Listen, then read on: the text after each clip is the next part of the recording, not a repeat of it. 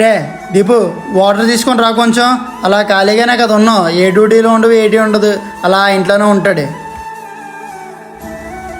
తెస్తున్నాను ఆగన్య.